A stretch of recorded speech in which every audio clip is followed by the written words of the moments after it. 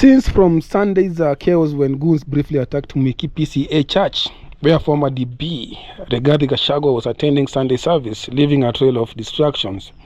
This is the fourth attack by Goons after Limuru, Shamata and Kiambaa, where he was forced to skip a burial. So we think this one is something that it will be always be happening to our DP.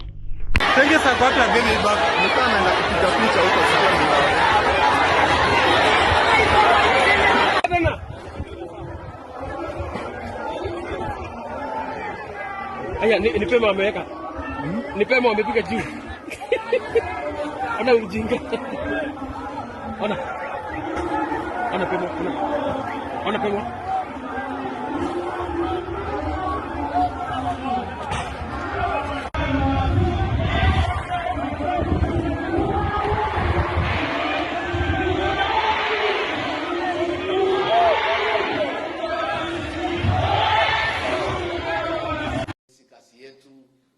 Wakristo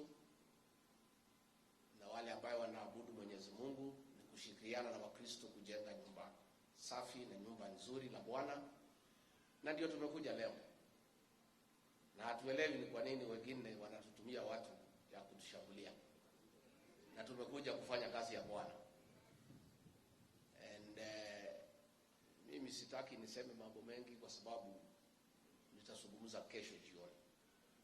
Takuwa na interview kesho. Niko na maneno tomorrow. Angalia vile maneno iko vile Kenya naenda, na nitasema kesho. So mine is to say Kenya is a country of the rule of law and constitutionalism.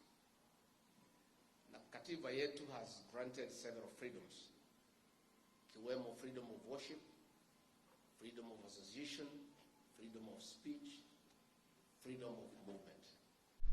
So it seems that the Goon era is back, yeah, from Moi era to where people are being silenced by sending goons to throw stones or cause mayhem. So here's what our former deputy president, not William Ruto, but Gachagua had to say after the saga yesterday. He said we deserve better as a nation, not state-sponsored violence, not the battered economy, not corruption, not pathological lies, not blackmails, not dysfunctional educational system, not an ineffective healthcare system, not suppression of the freedoms guaranteed by our constitution, not abduction and brutal murder of our young people, not bad diplomatic relationship and geopolitical interferences. Our nation cannot shut under oligarchy and anarchy. We must listen to the Kenyan people and do so deliberately. So that was Rigathi Gachagua. And then again, we have Moses Kuria. Moses Kuria, it seems that you're going to be joining Gachagua's people, because after the incident, yeah, Moses Kuria came to the how do you call it, to the social media, and he had a lot to say. So he said that I think he was defending Gachagua. So he had to say that this is utterly ungodly. Leave your backward and primitive political wars out of places of worship. Today was IPCA Keno reloaded. The lighting that will strike us is still loading. Pole sana Rigathi. I even tagged Rigathi Gachagua. And then we have George. Yeah, he always is like our political analyst. He said that Moses Kuria has decided to throw Sakaja and co under the bus.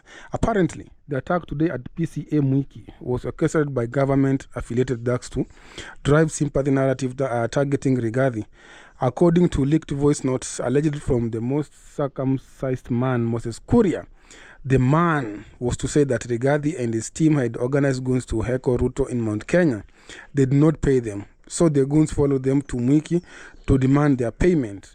After the conversation had leaked, the allegation then shifted to Rigathi and his team organized goons to invade the church for sympathy. But it said that the damage was so severe that even Kimani Ichung'wah has distanced himself from the attack, despite the fact that under normal circumstances, he would have accused Gachagua of staging his own attack. The masterminds of attack was Sakaja and Ichung'wah. It seems things are starting to beat each other in the KK camp. And then Ichung'wah has distant. I've read that. So the mastermind of the attack was Sakaja and Ichung'wah, the camp, and soon there'll be a garnishing of teeth. Ichung'wah is directly pointing fingers to the most circumcised man, but MK is saying it wasn't me. Kama kawa, sisi walalahoi atuna maoni, letu jicho tu. And then we have Brian Mutiga, who said that the Moses Kuria too is on his way out of the Kenya Kwanza government. He wants to be fired just like others. Mount Kenya politicians will unite against William Ruto soon, before 2026. And then people are just giving out their views. So it seems that Moses Kuria will soon join Muturi, because Muturi started by criticizing the government. Remember when Muturi said that the abductions, he wanted to know why did they abduct his own son, and he was criticizing the government, and people are telling Muturi, just resign or just wait for president to fire you. And Muturi was there. And then he said that before the cabinet meetings, he had written to the president about the abduction, but the president did not talk about abduction. Yeah, the first meeting, he did not talk about abduction. The second meeting, the agenda was not even abduction. The third meeting, it was not even abduction. So my guy Muturi decided to abscond the meetings, yeah, that were called by the president. Like the first one was at Sagana, and then in Kitale, but the guy did not show up. So I think soon Moses Kuria will follow the suit, like maybe he'll resign, or maybe he'll join the other Mount Kenya MPs and governors and unite against William Ruto before 2027. But let's see, because Kenyan politics, it has a lot of shenanigans and everything. But we are praying for the best, yeah? If you're supporting Moses Kuria, comment below. Let me hear about your views. And I'll see you in the next video. Bye-bye.